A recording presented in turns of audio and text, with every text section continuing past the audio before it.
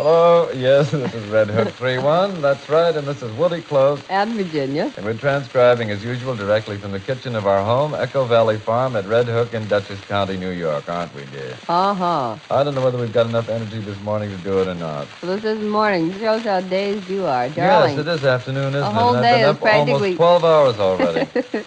You know what Feels that like is? 18. You know what that is, dear?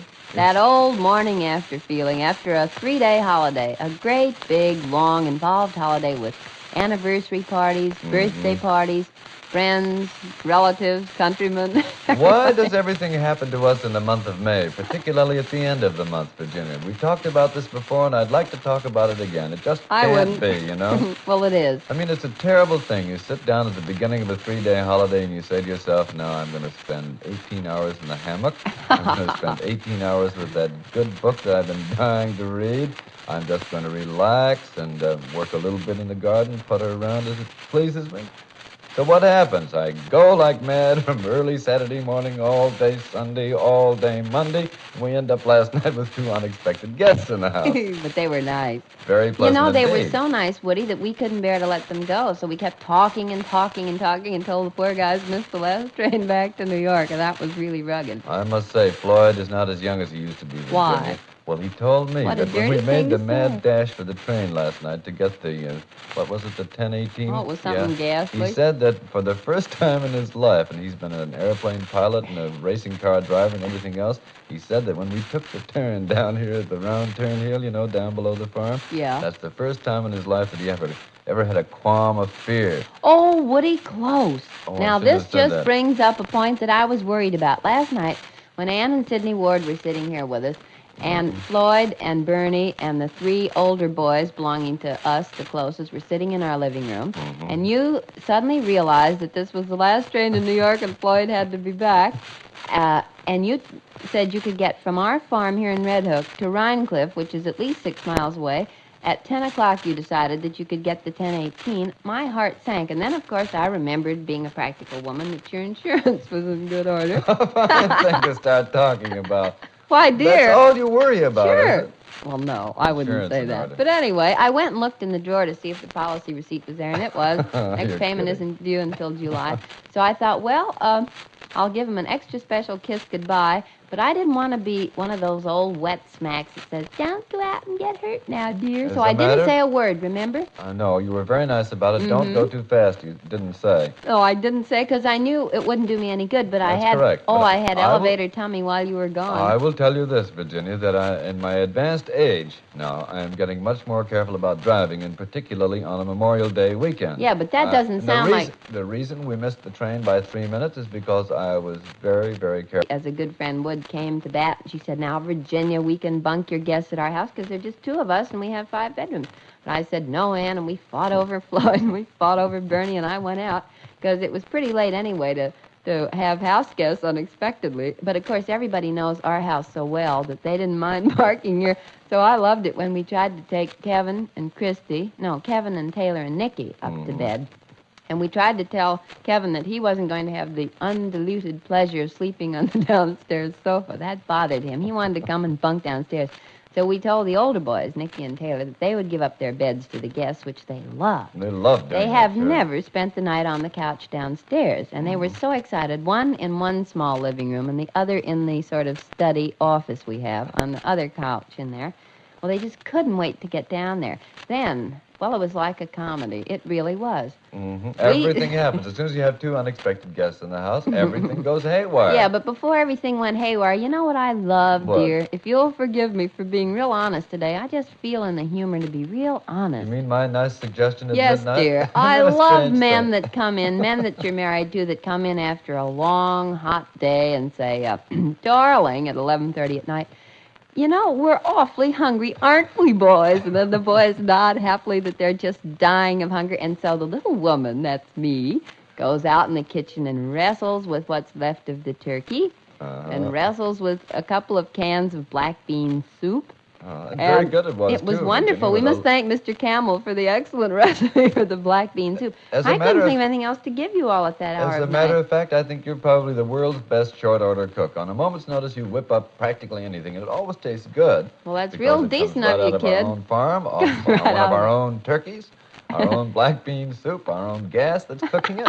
Our own Right out bottled of our gas, own I can must from make Mr. sure. Camel that we paid for. Well, anyway, you boys did a neat job on that, and I thought, so then I thought it was pretty cute. I heard the kettle steaming away in the kitchen as Floyd and Bernie and you and I talked. This was the second shift of guests. This was a sort of nightcap party.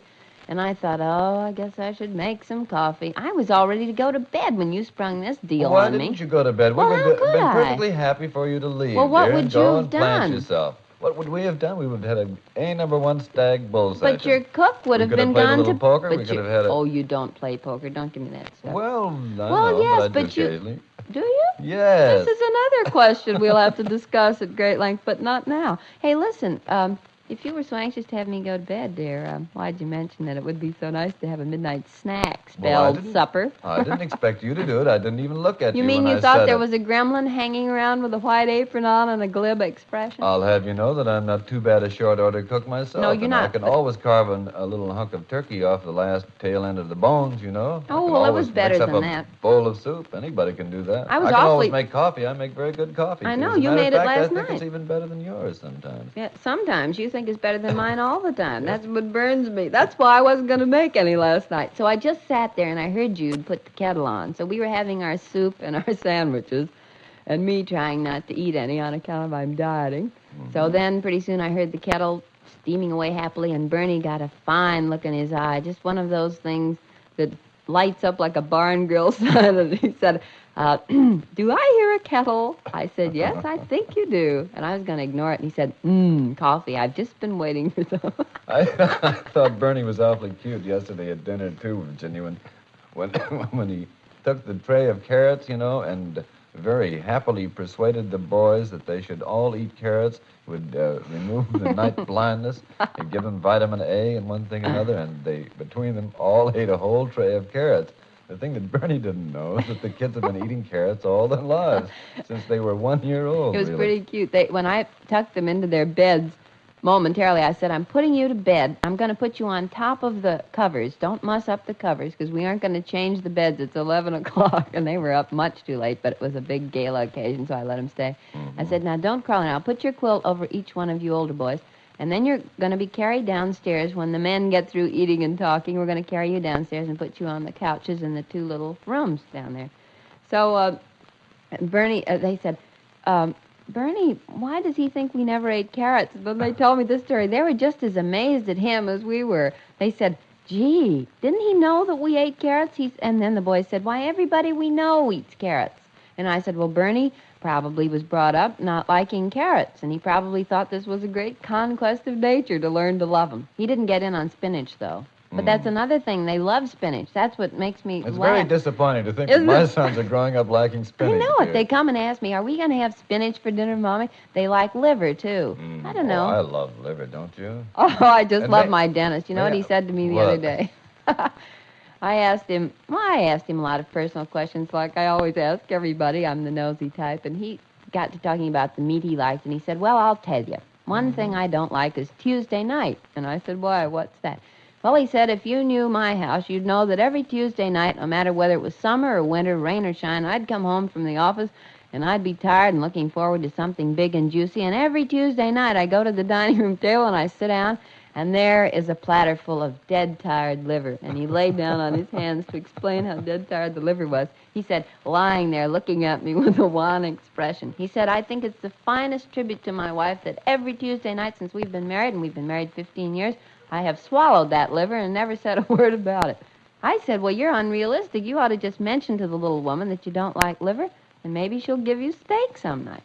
He said he thought that might be a fine idea, and he was getting kind of fed up with this deal, and he would try it. What do you think? Would you like some liver tonight, dear? No, thank you. I don't like liver too often. Once in a while, it's fine, Virginia, but I'd rather have steak, as you know. And allow me, if I may, to congratulate you, dear, and hope that we have guests at least once every week. Why? Because when we have guests, I'm sure that the study is going to get cleaned up. Oh, it's always Woody. very, very complimentary to me, and also very efficient of you. Now, listen, don't pretend that The I only just run thing- around sweeping the dirt under the rugs when the No, guests the come. only thing I do object to is that when you do clean off my desk, Yeah. please leave the papers on top just the way they are. Yeah, you mean please leave the Leave room 'em a mess, alone. in Yes. other words. Clean up around the floor, empty the wastebasket, all fine. That sort of thing is delightful Well, and thanks, very good. pal. But leave the papers alone. Orderly women, I think, probably ought to be hit on the head, don't you think? I don't know. I'm not that orderly. You know, women are a very odd breed, though, I suppose. The other night in Red Hook at a party, I was talking to a man who lives on a farm nearby. Mm-hmm. And I was talking to him about books and asked him if he'd read anything lately. I said Woody reads all the time, but I'm the type that falls asleep at night, so my reading is kind of delayed. He said, well, no, I haven't read anything. He said, the thing is, I can't keep the light on in bed to read because my wife can't sleep. So that keeps me from reading. Then during the day when she thinks she ought to read a book, then she thinks, no, I should go and make the bed. So she never gets to read anything either. So he said, we don't read anything between the two of us. I don't think that's very good, Jen. And to get back to last night, it's an amazing thing how as soon as you have a couple of unexpected guests, everything happens. Yes, it as we were does. about to say. Yeah. The middle of the night, everybody had got nicely planted. We had found a couple of extra pair of pajamas of mine. That was a trick and a feat. One was a little, Boy, they were a shall little... I say, holy? Well, it was faded, a shall little we say. faded, is right. No, it wasn't holy. It was faded. All It right. just looked Anyway, dead tired. everybody got all asleep and planted, and there were snores all over the house, two in each Not bedroom, for all over the me. house. And all of a sudden, in the midst of all this, poor Kevin probably had eaten too much. or Yes, he something, had. really the worst nightmare he's ever had in Oh. his life. That poor little guy who was frightened to death. It was terrible, Woody. I thought, you see, when he went to bed, he said, oh, Mommy, I think I'm getting an earache. So I said, oh, my goodness, Kevin, I hope not. So I gave him an aspirin, and I covered him up, and then he began to scream, and so, of course, I thought, here's the earache. And you know that helpless feeling on a farm in the middle of the night when a child gets an earache, which I think is the worst thing anybody can get. Well, it wasn't, but he had evidently the most terrible nightmare, and he kept telling stories about, oh, I don't know, he was dreaming about bombings and planes, and I guess he'd probably been talking over the weekend to a guest of ours who'd been in the service, and was telling him all these things, because that's the only thing I could figure out. And he was sitting right up in bed, eyes wide open, screaming like a maniac. Oh, I had to pick him up and carry him into the bathroom and put water on his face and give him a drink of water and pet him for a long time, and then finally he calmed down. And It was just too much party. Didn't seem to bother our guests, though, dear. No, it Slept didn't. more or less right through it. The thing that did bother them, these two city guys who used to be being waked up at 6 o'clock in the morning by the roar of those big buses, woke up this morning to the tune of the birds out in the trees. You got those catbirds who nest I right know. in the eaves, and they all seem to fight early in the morning. Yeah, then they're- the chorus all around the trees in the orchard, across the road, and everything else. And it's a worse and louder noise to somebody who isn't familiar with it than a bus going down the avenue. And, of course, the payoff was Nicky at 7 o'clock in the morning thinking he had a great friend in Bernie, saying, Daddy, now can we go swimming? Bernie wants to go swimming this morning. I know he does, Daddy.